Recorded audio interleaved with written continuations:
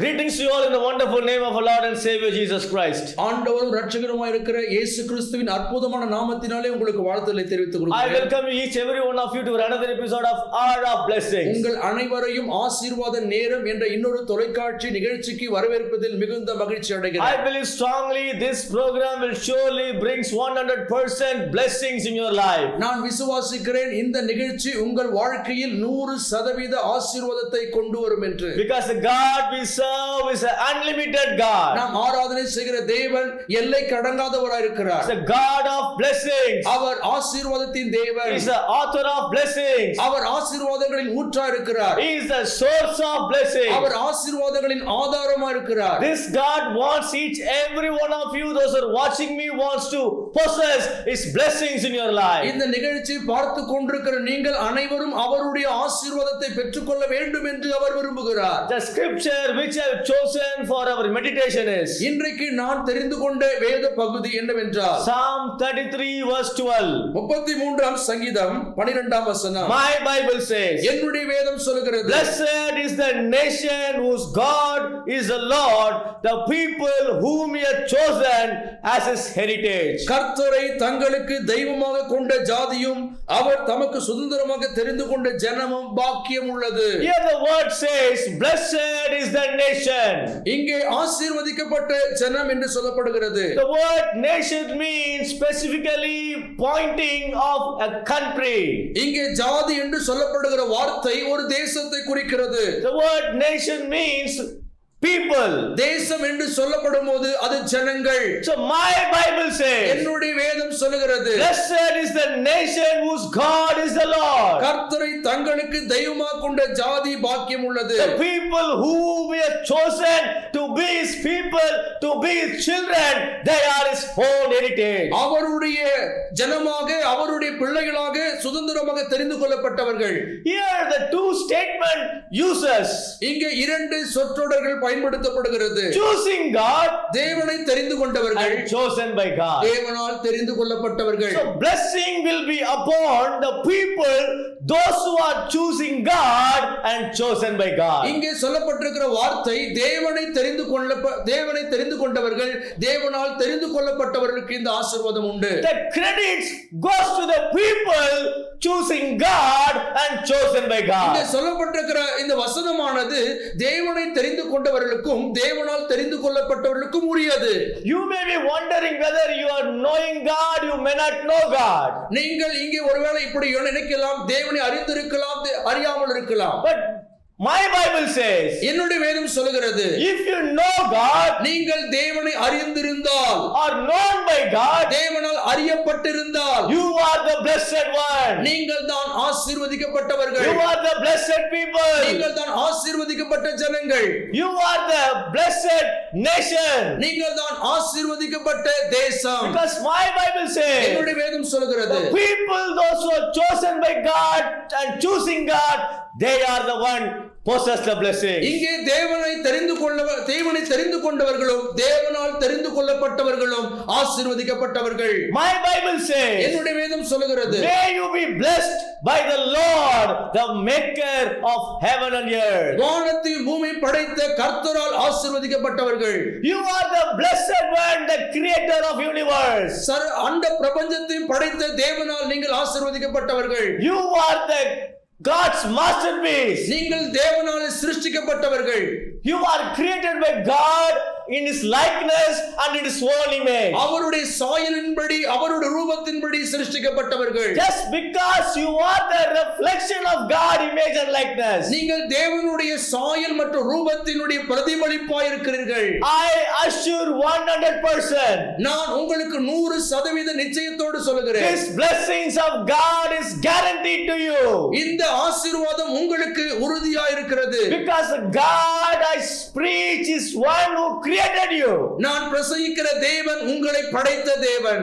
Because he is the creator of heaven and earth. அவர் வானத்தையும் பூமியும் படைத்தவர். So what is the word blessed refers to? இங்கே ஆசீர்வதிக்கப்பட்டவர்கள் என்ற வார்த்தையின் அர்த்தம் என்ன? The word blessed refers to ஆசீர்வதிக்கப்பட்டவர்கள் என்ற வார்த்தையின் அர்த்தம் living peaceful lives. சமாதானமுள்ள வாழ்க்கை வாழ்வது. The word blessed refers to ஆசீர்வதிக்கப்பட்டவர்கள் என்ற வார்த்தையின் அர்த்தம் living joyful lives. மகிழ்ச்சியான வாழ்க்கை வாழ்வது. The word blessed refers to ஆசீர்வதிக்கப்பட்டவர்கள் என்ற வார்த்தையின் அர்த்தம் living healthy lives. ஆரோக்கியமான வாழ்க்கை வாழ்வது என்ற அர்த்தம். Because the God we serve is a God of healthy. நாம் ஆராதனை செய்கிற தேவன் ஆரோக்கியத்தை கொடுக்கிறவர். The word blessed refers to ஆசீர்வதிக்கப்பட்டவர்கள் என்ற வார்த்தையின் அர்த்தம் living a life without any debts in our life. கடன் இல்லாத வாழ்க்கை வாழ்வதாகும். The word blessed refers to ஆசீர்வதிக்கப்பட்டவர்கள் என்ற வார்த்தையின் அர்த்தம் living a life without any challenges. சவால்கள் இல்லாத ஒரு வாழ்க்கை வாழ்வதாகும். The word blessed refers to ஆசீர்வதிக்கப்பட்டவர்கள் என்ற வார்த்தையின் அர்த்தம் living a life without any worries and sorrows. கவலைகள் இல்லாத ஒரு வாழ்க்கையாகும். The word blessed refers to ஆசீர்வதிக்கப்பட்டவர்கள் என்ற வார்த்தையின் அர்த்தம் living a life without any difficulties. எந்த பிரச்சனையும் இல்லாத ஒரு வாழ்க்கையாகும். The word blessed refers to ஆசீர்வதிக்கப்பட்டவர்கள் என்ற வார்த்தையின் அர்த்தம் living a life without any troubles. எந்த போராட்டங்களும் இல்லாத ஒரு வாழ்க்கை என்ற அர்த்தம். The word blessed refers to ஆசீர்வதிக்கப்பட்டவர்கள் என்ற வார்த்தையின் அர்த்தம் living a life without any sickness. வியாதிகள் இல்லாத ஒரு வாழ்க்கை என்ற அர்த்தம். So this is all what we need in our daily life. இவைகள் அனைத்தும் நம்முடைய அனுதின வாழ்க்கையிலே நமக்கு தேவையானவைகளாகும். Every day we pray to God, God give me peace in my life. ஒவ்வொரு நாளும் நாம் இப்படியாய் ஜெபிக்கிறோம், தேவனே எனக்கு சமாதானத்தை கொடும் என்று. We pray daily in our daily prayers to God, God give me a joy in my life. நாம் அனுதின ஜெபத்தில் இப்படியாய் ஜெபிக்கிறோம், தேவனே எனக்கு சந்தோஷத்தை தாரும் என்று. We pray to God in our daily life that God should give good health in our life. நாம் ஒவ்வொரு நாளும் அனுதின ஜெபத்தில் இப்படியாய் ஜெபிக்கிறோம், தேவனே எனக்கு ஆரோக்கியத்தை தாரும் என்று. We pray in our daily prayers to God to give a success in our life. நாம் அனுதினம் இப்படியாய் ஜெபிக்கிறோம், ஆண்டவரே எனக்கு வெற்றியை தாரும் என்று. So this is what all we need in our daily life. நாம் இவைகள் அனைத்தும் நம்முடைய அனுதின வாழ்க்கையின் தேவைகளா இருக்கிறது. So what to do to have a blessed life? ஆசீர்வதிக்கப்பட்ட வாழ்க்கை வாழ நாம் என்ன செய்ய வேண்டும்? My Bible says, என்னுடைய வேதம் சொல்லுகிறது, Exodus chapter 23 verse 25 says, யாத்திராகம புத்தகம் 23ஆம் அதிகாரம் 25ஆம் வசனம், worship the Lord your God and his blessing will be on your food and water. I will take away sickness from among you. உங்கள் தேவனாகிய கர்த்தரையே சேவிக்க கடவீர்கள், அவர் உன் அப்பத்தையும் உன் தண்ணீரையும் ஆசீர்வதிப்பார், வியாதியை உன்னிலிருந்து விலக்குவார். My Bible says, என்னுடைய வேதம் சொல்லுகிறது, worship the Lord your God உங்கள் தேவனாகிய கர்த்தரையே சேவிக்க கடவீர்கள், and his blessings will be on yours. அப்பொழுது ஆசீர்வாதம் உங்களுக்குரியதாகும். In another word, இன்னொரு வார்த்தை, the blessings belongs to you ஆசீர்வாதம் உங்களுக்கு உரியது. when you worship the Lord your God. உங்கள் தேவனாகிய கர்த்தரை பணிந்து கொள்ளும்போது, The Lord your God is a creator of you. நீங்கள் நம்முடைய தேவனாகிய கர்த்தர் அவர் சகலத்தையும் படைத்தவர். He has created you before the foundation of the earth. உலகத்தை உண்டாக்குவதற்கு முன்பதாக அவர் உங்களை படைத்தார். He has called you by your name. அவர் உங்களை பெயர் சொல்லி அழைத்திருக்கிறார். Before the existence of the world. இந்த உலகம் உண்டாகிறதற்கு முன்னே How special you are. நீங்கள் எத்தனை விசேஷமானவர்கள், How blessed you are. எத்தனை ஆசீர்வதிக்கப்பட்டவர்கள். This God wants to give us 100% blessings to you. இந்த தேவன் உங்களுக்கு 100% ஆசீர்வாதத்தை கொடுக்கும்படி விரும்புகிறார். Here's what my Bible says. இங்கே வேதம் சொல்லுகிறது, worship the Lord your God. உங்கள் தேவனாகிய கர்த்தரை சேவிக்க கடவீர்கள், all the blessings will be yours. அப்பொழுது அனைத்து ஆசீர்வாதங்களும் உங்களுக்குரியதாகும். Here the word says, இங்கே வேதம் இங்கே சொல்லுகிறது, worship. சேவிக்க கடவீர்கள். The word worship means சேவிக்க கடவீர்கள் என்றால் என்ன? the act of showing great reverence to God. தேவனை குறித்து தேவனுக்கு மிகுந்த பயபக்தியை காண்பிப்பதாகும். And the word worship means இங்கே ஆராதனை என்று சொன்னால் என்ன? the act of showing great honor to God. தேவனுக்கு மிகுந்த கனத்தை கொடுப்பதாகும். The word worship means ஆராதனை என்று சொன்னால் என்ன? the act of showing great respect towards God. தேவனுக்கு மிகுந்த மரியாதையை கொடுப்பதாகும். The word worship means ஆராதனை என்றால் என்ன? the act of showing, serving the Lord. தேவனை சேவிப்பதாகும். The word worship means ஆராதனை என்றால் என்ன?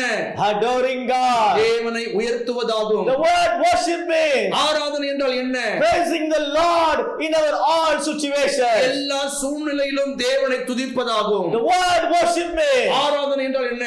acknowledging that He is the only Lord and Savior. அவர் ஒருவரே ஆண்டவரும் இரட்சகரும் என்பதை நாம் அங்கீகரிப்பதாகும். The word worship means ஆராதனை என்றால் என்ன?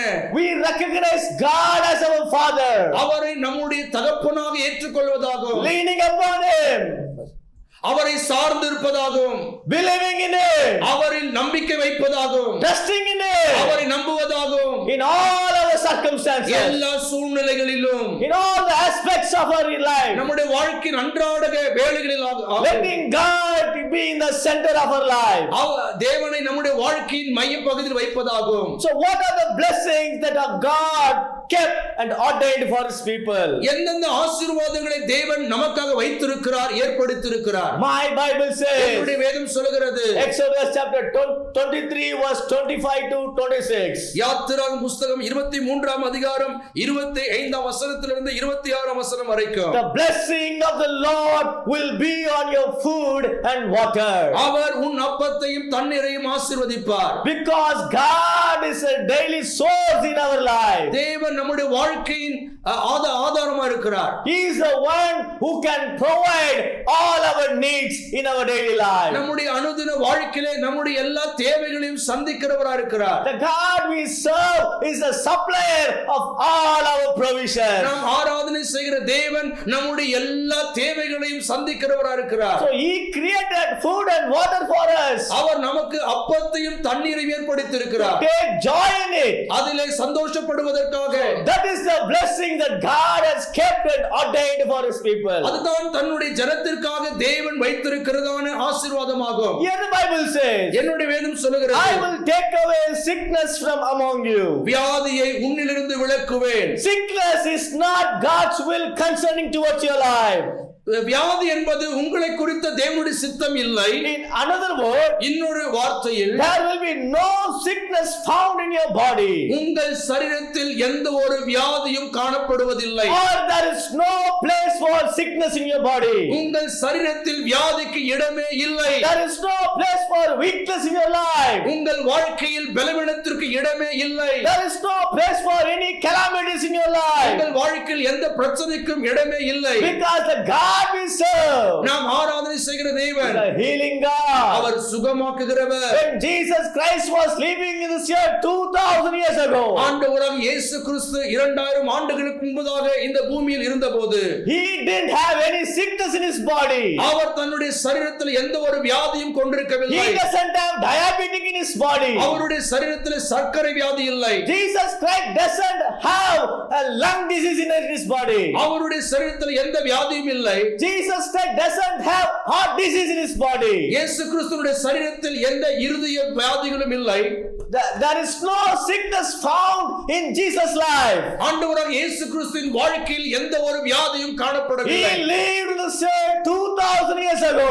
அவர் இப்படியாக 2000 ஆண்டுகளுக்கு முன்பதாக வாழ்ந்தார். 33 and a half years old. 33 வருடங்கள் While he was living, அவர் வாழ்ந்து கொண்டிருந்த போது no sickness found in Jesus' life. எந்த ஒரு வியாதியும் இயேசுவின் இடத்தில் காணப்படவில்லை. Till that Jesus is alive. இன்றைக்கும் இயேசு கிறிஸ்து உயிரோடு இருக்கிறார். Without any sickness, எந்த ஒரு வியாதியும் இல்லாமல், without any weakness, எந்த ஒரு பலவீனமும் இல்லாமல், this Jesus wants to heal you today. ஆண்டவராகிய இயேசு கிறிஸ்து இன்றைக்கும் குணமாக்குக Because விரும்புகிறார். He is the author of healing. அவர்தான் சுகமாக்குகிற தேவன். So healing is also a blessing from God. சுகம் தேவனிடத்திலிருந்து வருகிற ஆசீர்வாதமாகும். And number 3, மூன்றாவது, my Bible says, என்னுடைய வேதம் சொல்லுகிறது, what are the blessings that God kept for his people? தேவன் தன்னுடைய ஜனத்திற்காக வைத்திருக்கிற ஆசீர்வாதங்கள் என்ன?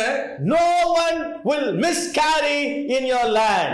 கர்ப்பம் விழுகிறது உங்கள் தேசத்தில் இல்லை. Which means, அப்படியானால் என்ன? there is no abortions takes place in your life. உங்கள் வாழ்க்கையில் எந்த கருச்சிதைவும் ஏற்பட போகிறதில்லை. My beloved children of God, தேவனுடைய அன்புக்குரிய பிள்ளைகளே, you may be longing to God to bless the fruit of your womb. நீங்கள் உங்களுடைய கர்ப்பத்தின் கனி ஆசீர்வதிக்கப்பட வேண்டும் என்று விரும்புகிறீர்கள். Here my Bible says, இங்கே என்னுடைய வேதம் சொல்லுகிறது, there will be no miscarriage in your life. உங்களுக்குள் கர்ப்பம் விழுகிறது இல்லை. There is no abortions take place. உங்களுக்குள் எந்த கருச்சிதைவும் ஏற்பட This is போகிறதில்லை. the blessings of God. இதுதான் தேவனுடைய ஆசீர்வாதம். God has ordained these blessings for his people. நம்முடைய ஜனத்திற்காக தேவன் ஏற்படுத்தி இருக்கிற ஆசீர்வாதம். My Bible says, என்னுடைய வேதம் சொல்லுகிறது, no one will be a barren in your land. உங்களுக்குள் மலடு இருப்பதில்லை. In another word, இன்னொரு வார்த்தையில், no married woman cannot find herself without having a baby in her womb. திருமணமான எந்த ஒரு பெண்களும் குழந்தை இல்லாமல் குழந்தை இல்லாத ஒரு சூழ்நிலை ஏற்பட போகிறதில்லை. There is no barren in your family. உங்கள் குடும்பத்தில் எந்த மலடும் இருக்க போவதில்லை. Carrying a child in a womb is a blessing of God. ஒரு குழந்தையை கர்ப்பத்தில் தாங்குவது தேவனிடத்தில் வருகிற ஆசீர்வாதம். Because my Bible says, என்னுடைய வேதம் சொல்கிறது, children are the inheritance from God. பிள்ளைகள் கர்த்தரால் வரும் சுதந்திரம். And blessed is the womb of the fruit. கர்ப்பத்தின் கனி அவரால் வரும் சுதந்திரம். That is the reward that God is giving to his people. அதுதான் தேவன் தம்முடைய ஜனத்திற்கு கொடுக்கிற பலனா இருக்கிறது. This is the blessing that God has kept for his people. இதுதான் தேவன் தம்முடைய ஜனத்திற்கென்று ஏற்படுத்தியிருக்கிற ஆசீர்வாதம். These are the inheritance that God has ordained for his people. இதுதான் தேவன் தம்முடைய ஜனத்திற்கென்று ஏற்படுத்தியிருக்கிற சுதந்திரம். There will be no sickness in your land. உங்களுடைய தேசத்தில் எந்த வியாதியும் இல்லை. There is no abortions in your land. உங்களுடைய தேசத்தில் எந்த கருச்சிதையும் இல்லை. There is no barren in your life. உங்களுடைய தேசத்தில் எந்த விதமான மலடும் இருப்பதில்லை. Because all these are the blessings that God has kept for you. இவைகள் அனைத்தும் தேவன் நம்முடைய ஜனத்திற்கென்று வைத்திருக்கிற ஆசீர்வாதம். So these are the blessings God has for the people.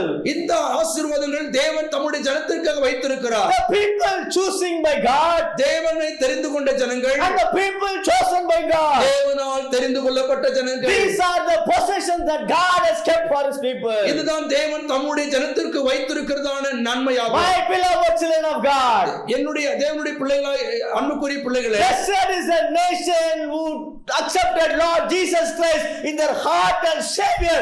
They are the blessed people. ஆண்டவராக இயேசு கிறிஸ்துவை தன்னுடைய இரட்சகராக ஆண்டவராக ஏற்றுக்கொண்டவர்கள் ஆசீர்வதிக்கப்பட்டவர்கள். So here my Bible says, இங்கே என்னுடைய வேதம் சொல்கிறது, those who worship the Lord, தேவனை சேவிக்கிற ஜனங்கள், they will have these kinds of blessings in their life. அவர்கள் இப்படிப்பட்ட ஆசீர்வாதங்களை தங்களுடைய வாழ்க்கையில பெற்றுக்கொள்வார்கள். So who to be worshipped in our life? நாம் யாரை ஆராதனை செய்ய வேண்டும்? Lord Jesus Christ. ஆண்டவராகிய இயேசு கிறிஸ்துவை. Because he himself the blessings offered from heaven to earth. அவர்தான் பரலோகத்திலிருந்து நமக்கு கொடுக்கப்பட்டதான ஒரு ஆசீர்வாதம். Jesus Christ is a blessing. இயேசு கிறிஸ்துதான் நம்முடைய ஆசீர்வாதம். This Jesus wants to give his blessings to you. அந்த ஆண்டவராக இயேசு கிறிஸ்து தம்முடைய ஆசீர்வாதத்தை உங்களுக்கு கொடுக்கும்படி விரும்புகிறார். In order to receive God's blessings in your life, உங்களுடைய வாழ்க்கையிலே தேவனுடைய ஆசீர்வாதத்தை பெற்றுக்கொள்ள, in order to have God's peaceful in your life, தேவனுடைய சமாதானத்தை உங்கள் வாழ்க்கையிலே பெற்றுக்கொள்ள, in order to have God's joy in your life, தேவனுடைய சந்தோஷத்தை உங்கள் வாழ்க்கையிலே பெற்றுக்கொள்ள, in order to have God's healing in your life, தேவனுடைய சுகத்தை உங்கள் வாழ்க்கையிலே பெற்றுக்கொள்ள, wherever you are, நீங்கள் எங்கே இருந்தாலும், whatever you are, நீங்கள் எப்படிப்பட்டவர்களா இருந்தாலும், don't remember about your condition. எங்களுடைய சூழ்நிலை எப்படிப்பட்டதா இருந்தாலும், just think about Lord Jesus Christ. இயேசு கிறிஸ்துவை நினைத்துக் கொள்ளுங்கள். He is the source of blessing. அவர்தான் ஆசீர்வாதத்தின் ஆதாரம். He wants to bless you. அவர் உங்களை ஆசீர்வதிக்கும்படி விரும்புகிறார். With peace, சமாதானத்தினாலே, with joy, சந்தோஷத்தினாலே, with wealth, செல்வ செழிப்பினாலே, healing, சுகத்தினாலே,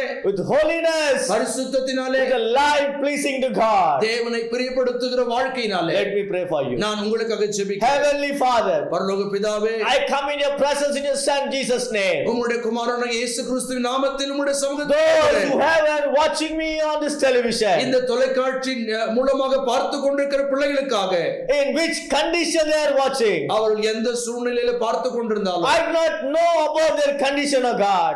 தேவனே அவர்களுடைய சூழ்நிலை என்னதென்று எனக்கு தெரியாது. But today, Lord, I spoken your mighty word. தேவனே உம்முடைய வல்லமையுள்ள வார்த்தை நான் பேசி இருக்கிறேன். Let your word minister to them.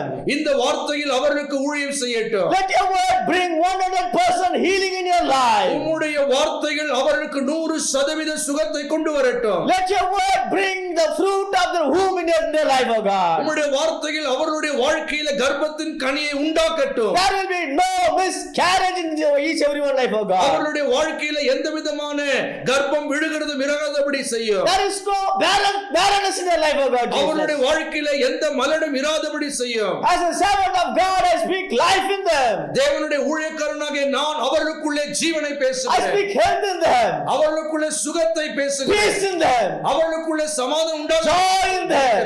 சந்தோஷம் உண்டாக, Protection in them. பாதுகாப்பு உண்டாகட்டும், Abundance in them.